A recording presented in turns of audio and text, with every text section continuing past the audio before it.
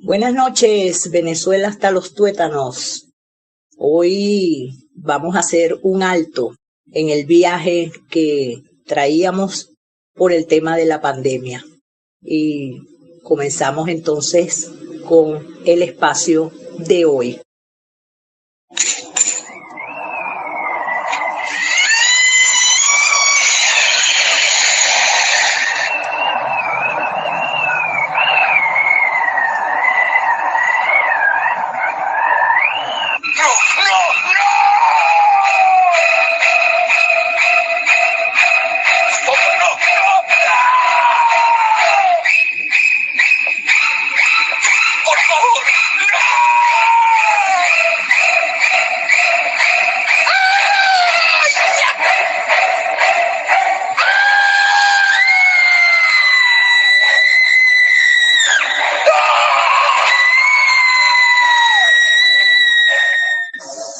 Continuando con el espacio de mitos, leyendas y aparecidos en Venezuela, comenzamos con La Llorona de los Andes. Una de las leyendas más antiguas y difundidas, sobre todo en la región de los Andes, es La Llorona. Se trata de una tenebrosa dama que solía ser vista caminando por la vega del río Milla.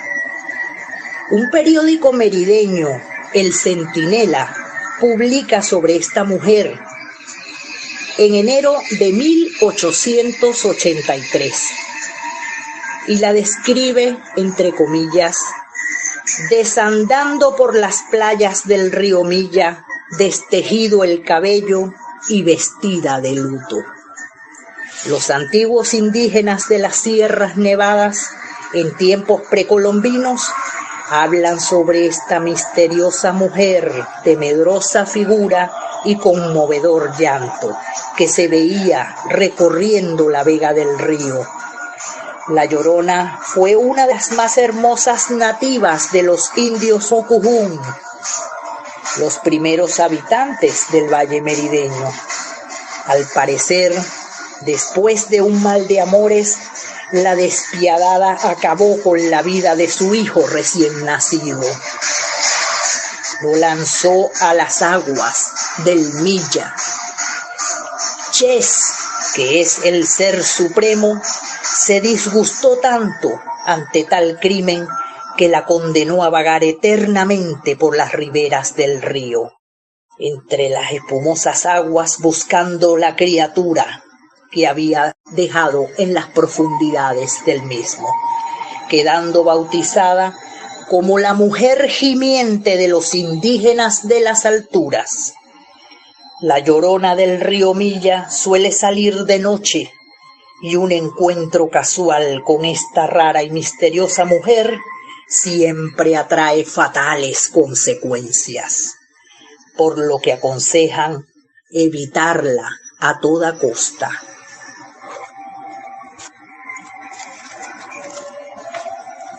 En la población de Cantaura, estado Anzoátegui, se dice que en Semana Santa no es aconsejable salir de cacería, pues en esos días suelen pasar cosas extrañas y misteriosas.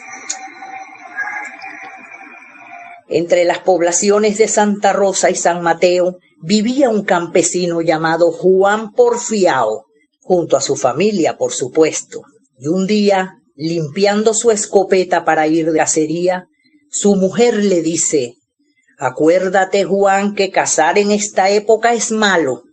Haciendo caso omiso, Juan sale, y cuando va llegando a la orilla del río, escuchó unos pasos. Aquel silencio sepulcral. En ese momento vio un venado y le disparó. El animal cayó al suelo y Juan, alegre, se baja del árbol de guatacaro y caminó hasta donde había caído el venado. Sin embargo, cuando llega al sitio, el animal no estaba. De repente, Una especie de aullido espeluznante se escuchó y al voltear, Juan ve un venado de color blanco echando candela por los ojos. Lleno de miedo, tomó la escopeta de nuevo y disparó.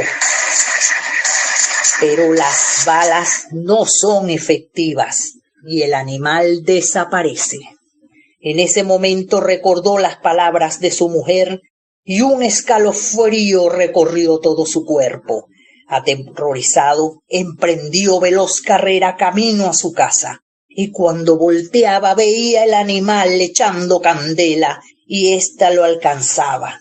En ese momento escuchó la voz de su mujer ahuyentando al espanto entre gritos y oraciones. Ya dentro de la casa, llorando tembloroso, le dice a su mujer: «Te juro, mi negra, que nunca más salgo de cacería por estas fechas». En general, las bolas de fuego son solamente espíritus errantes que deambulan por la llanura, y para no terminar convirtiéndose en una de ellas, hay que asegurarse de ser una buena persona en vida. Cuenta la leyenda de la bola de fuego que hace mucho era una madre que mató con un hacha a su hijo. Dios, notando su terrible acción, la maldijo, condenándola a que su corazón vague por toda la eternidad envuelto en llamas. Bum, bum, bum, bum, bum, así va sonando. Vaga por las llanuras sin rumbo, en busca de un alivio a su eterno castigo, girando con violencia, apagándose y encendiéndose. Se dice que es el espíritu de una mujer que quemaron viva en su casa junto a sus 2 hijos. Ataca a los viajeros que deben maldecirla, porque los rezos la atraen. Otra versión dice que la mujer se llamaba Candelaria y su esposo Esteban era muy parrandero y gembrero. De esta unión nacieron 2 hijos hombres. Un día don Esteban se alistó para ir a una fiesta de San Pascual Bailón, nombre de un festejo llanero, pero se negó llevar a su mujer, situación que enfureció a Candelaria, quien dijo: «Si yo no voy, tú tampoco, ni a esta ni a otra».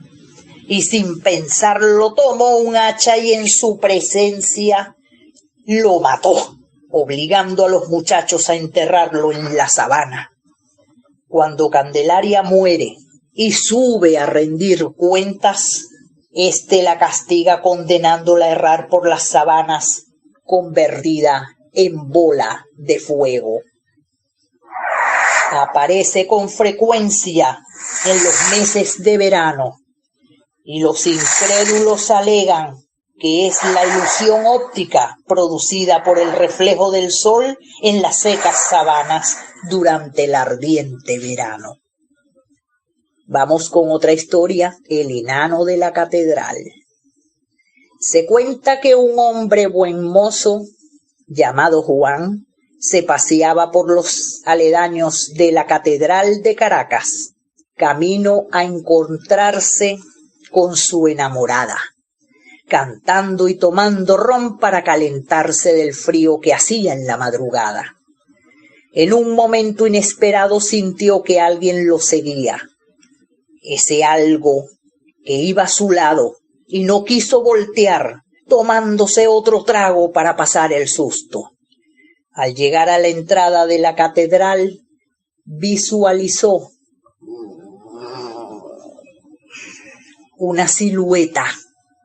Se acercó y era un hombre muy enano, vestido de época colonial, con sombrero de alas anchas, que lo saluda y con un gesto lo invita a que se acerque y le dice que le dé fuego para su cigarro, a lo cual accede y se lo enciende. Después de chupar el tabaco, vio como el enano crecía y crecía entre carcajadas, llegando a la altura del reloj. señalándole el mismo y diciendo: ya son las 12. Sonrió diabólicamente, dejando ver unos colmillos afilados. El caminante veía que aquel ser de inframundo seguía creciendo y con voz infernal le dice: gracias por el fuego, amigo. Ahora vendrás conmigo a un lugar donde sí hay fuego de verdad.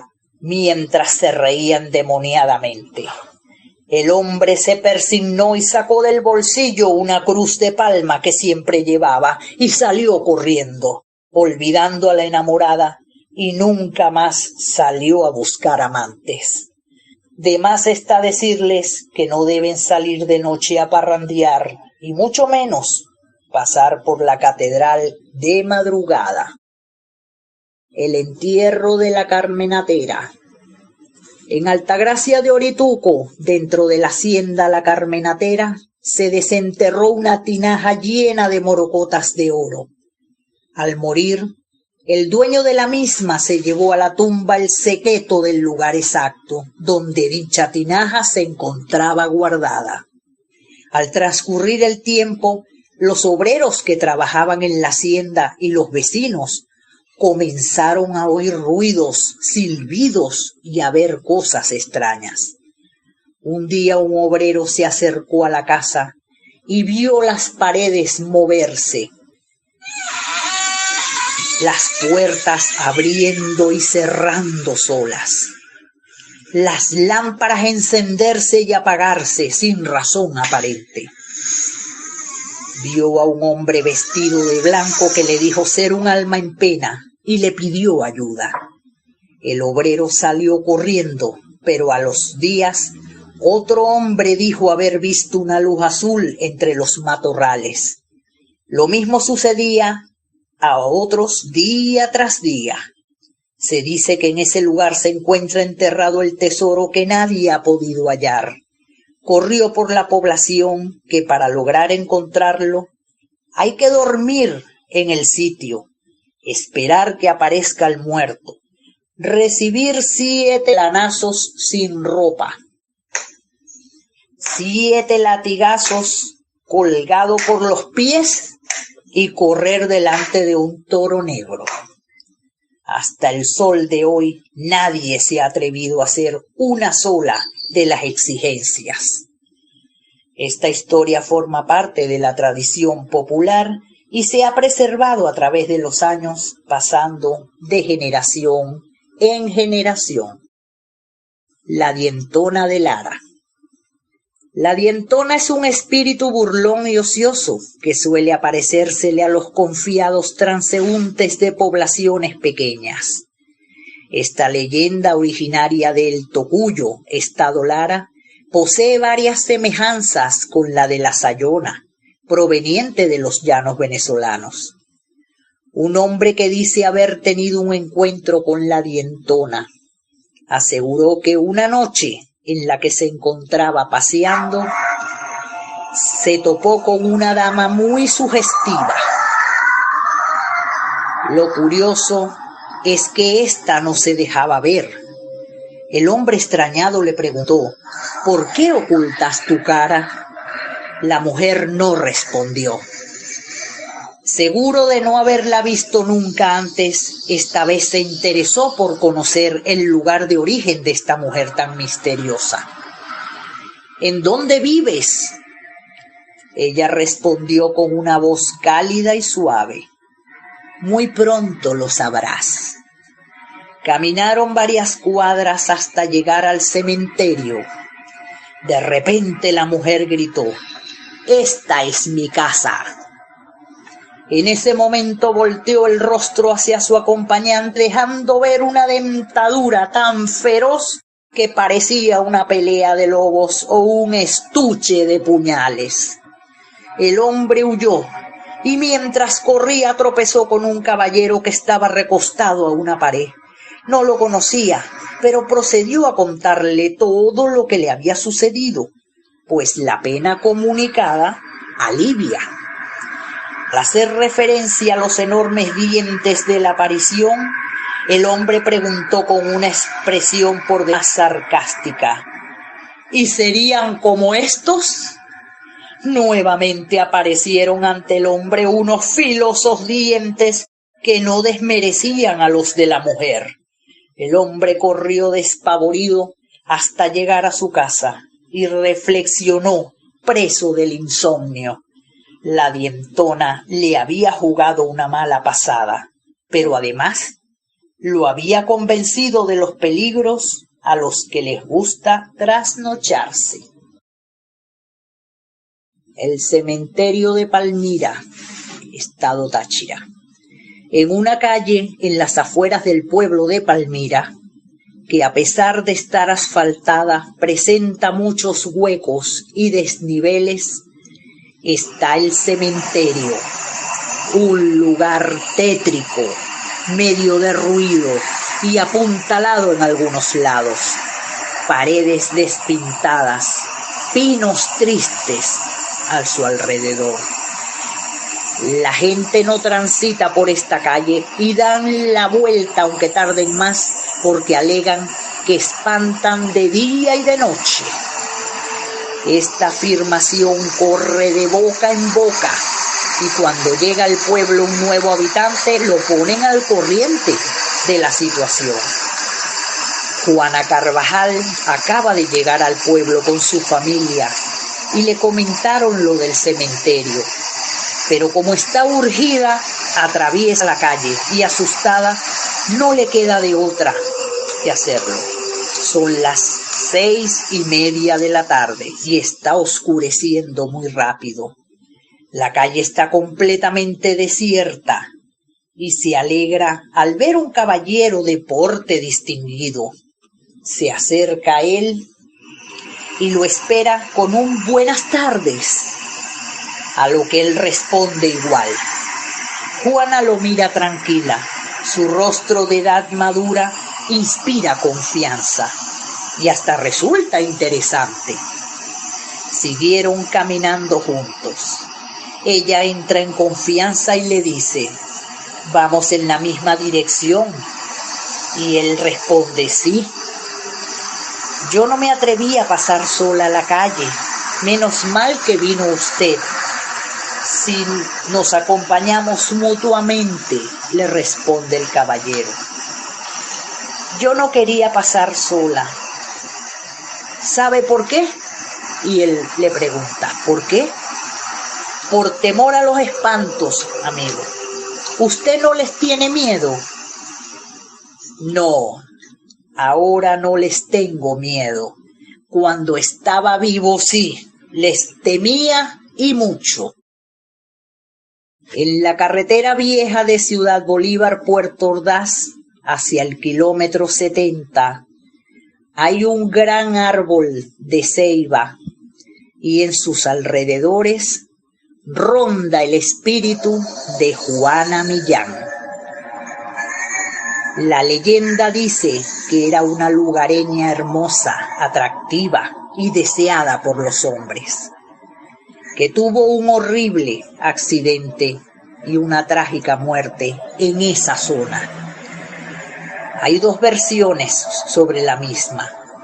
Una que relata que sufrió un engaño por parte de un hombre que la asesinó y otra que murió en el accidente en el mismo lugar donde se aparece. Lo cierto es que desde entonces atormenta a todos los hombres que pasan por allí, a quienes culpa de su muerte, provocándoles un accidente mortal. El espíritu aparece cerca de la medianoche, como una hermosa mujer que pide que la lleven. Los solitarios y lujuriosos conductores no dudan en llevarla, ignorando el peligro que corren. Después de subir al vehículo, los seduce con su encanto, y cuando éste cae en la tentación, se convierte en un espectro aterrador que se desvanece, dejando un silencio frío y pesado. Así queda el conductor paralizado y aturdido de lo visto y sentido, lo cual hace que se salga de la carretera y sufra un accidente que lo lleva inmediatamente al otro mundo. ¿Te atreves a montar a Juana Millán en tu carro? Cuenta la leyenda que a partir de la medianoche suele escucharse el sonido metálico de una carreta traqueteando por las calles, arrastrando unas cadenas y anunciando la llegada de la muerte. Esto se origina cuando sobreviene la peste bubónica o peste negra, llamada popularmente el vómito negro, que en Europa se da entre los siglos XIV y XV y llega a América a principios del siglo XIX, en escala más leve, por supuesto, que en Europa, pero también hizo los estragos típicos de una epidemia. Con la acelerada mortalidad de la población, escaso tiempo había para cumplir con los ritos funerarios religiosos y debían deshacerse de los cuerpos rápidamente, por lo que se pasaba una enorme carreta por las calles y cada familia depositaba como si fuese basura a sus fallecidos en la puerta de la casa para que fuesen recogidos y enterrados en fosas comunes. Algunos recobraban la vida rodeados de cadáveres y tenían que arrastrarse débilmente entre los cuerpos para caminar sin rumbo hasta encontrar sus hogares. Esta experiencia enloqueció a más de uno. La peste cesó, sin embargo, muchos nunca dejaron de escuchar el traqueteo de las ruedas sobre las calles de piedra, creando así esta leyenda de una carreta conducida por la mismísima muerte, que llevaba a los muertos desde sus casas hasta las fosas comunes, tirándolos unos encima de otros. La gente de antaño temía a este carretón porque era la muerte encarnada llamando a sus puertas para llevárselos. Con el tiempo se agudiza el temor porque ya el carretón no llevaba ni conductor ni caballos. Era el carretón conducido por el diablo.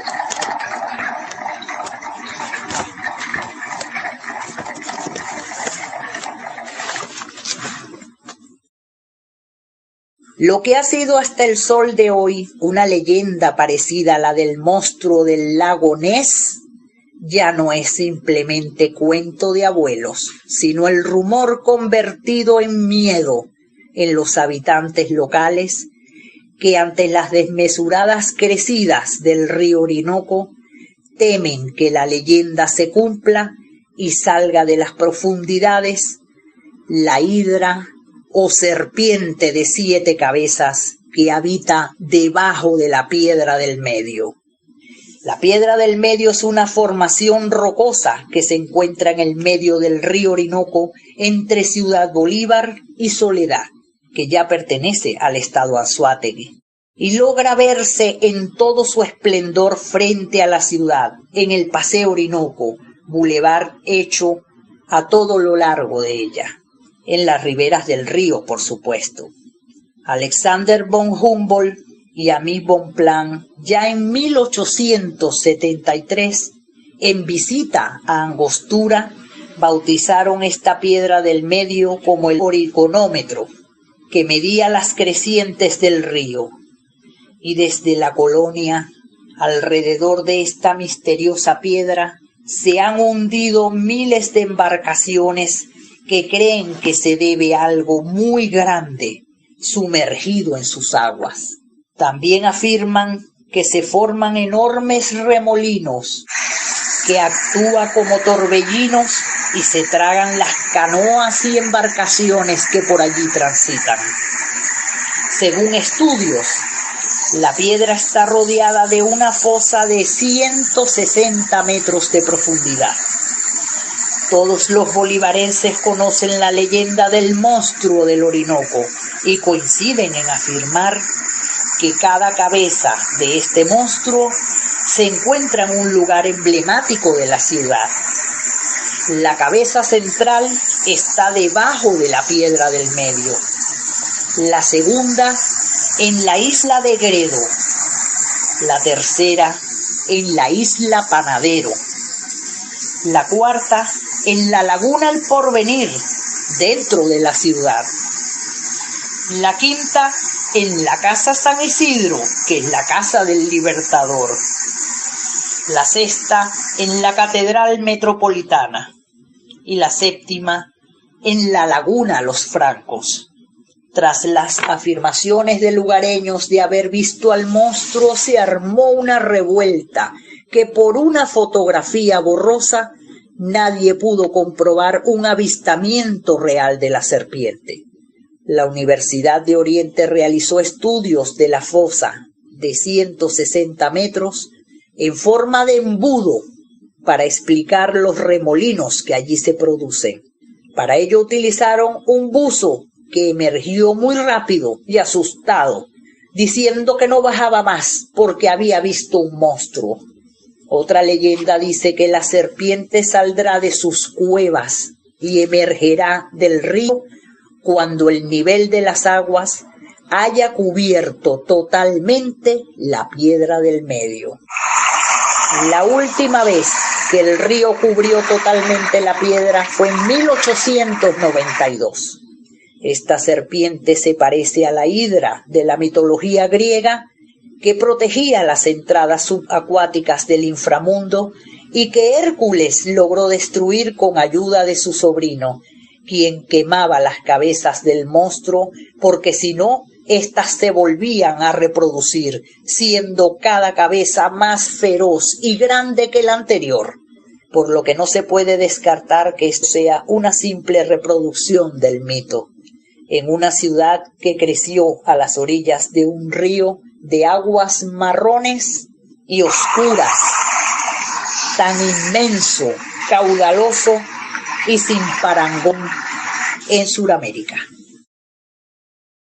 La casa embrujada de Barrio Sucre.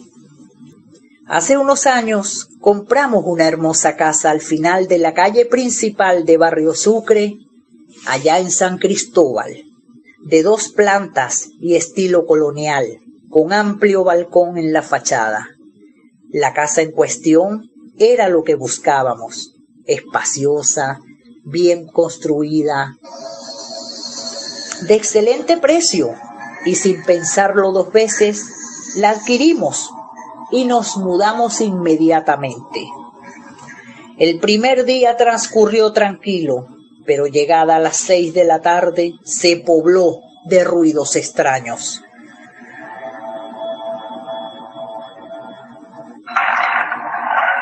Se oían que arrastraban muebles.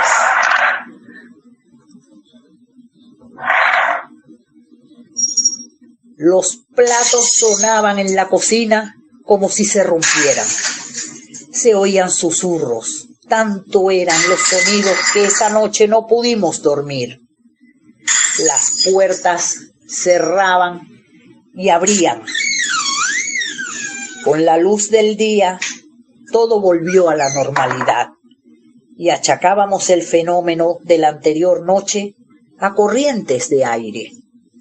Al llegar la noche nuevamente, otra vez los ruidos extraños. Estábamos viendo la televisión y de pronto se apagaba el televisor. Volvíamos a encenderlo, se cambiaba solo de canal. Si lo apagábamos se prendía. Las luces también, como si varias manos invisibles quisieran poner a prueba la fortaleza de nuestros nervios. Lo mismo ocurría con los grifos de agua. Se abrían, cerraban solos. A la hora de dormir, nuestros 6 hijos se vinieron a nuestra habitación por temor a quedarse solos e indefensos. De todas formas, nadie pudo dormir esa noche. Las puertas del balcón sonaban incesantemente.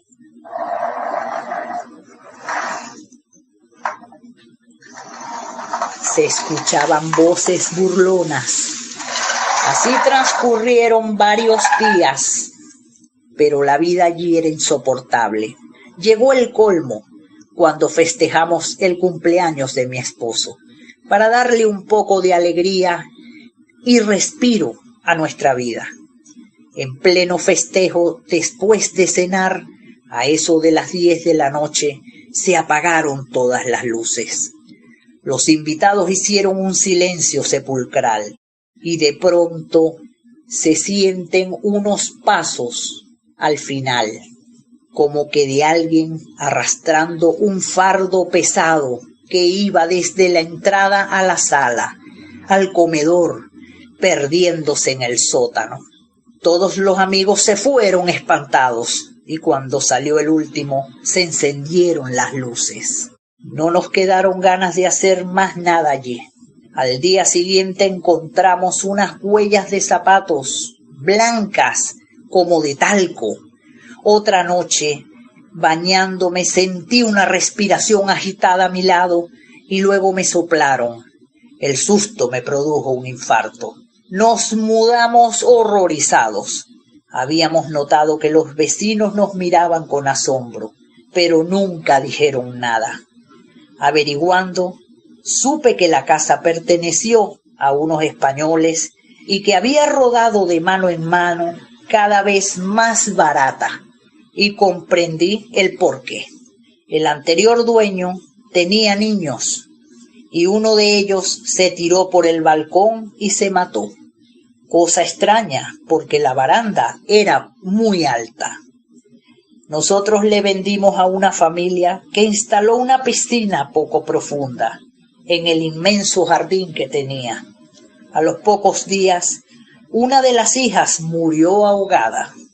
Después compró la casa mucho más barata un hombre solitario que había recabado información de la misma. Durante muchos días estuvo excavando tanto por dentro como por fuera. No dejó un trozo sano y al tiempo encontró un baúl lleno de morocotas. También tenía cualquier cantidad de joyas, perteneciente a los primeros dueños. A partir de entonces se acabaron los ruidos extraños, las voces y las cosas raras que allí sucedían. El hombre enriquecido aún vive en esta casa.